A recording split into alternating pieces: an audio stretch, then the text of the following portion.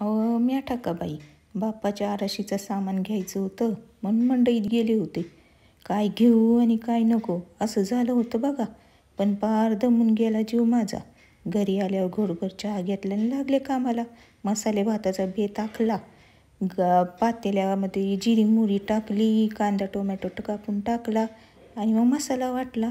खोबरं लसूण कोथिंबीर वाटली आणि त्याचाच मसाला टाकला. अहो पण तुम्हाला काय सांगू, पोरांनी सकाळी भाजीच खाल्ली नव्हती. मसूरची आमटी केली होती ना, पण मी आपण त्यांची आई आहे, कशी नाही खात ते बघते. मग तीच टाकली त्या ह्याच्यामध्ये भातामध्ये.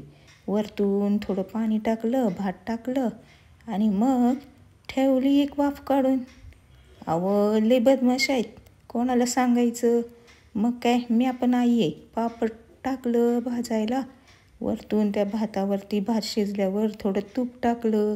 अहो मवाळी राहते मग त्यानं पोटाला. पोट कसं थंड राहतं तुपानं. मग त्याच्यावर आपलं झाकण ठेवलं. अहो आता मी काय बोलत बसली आहे, झाले की सगळं. या की तुम्ही जेवायला, मला पण लाडू करायचे. चला येते मी.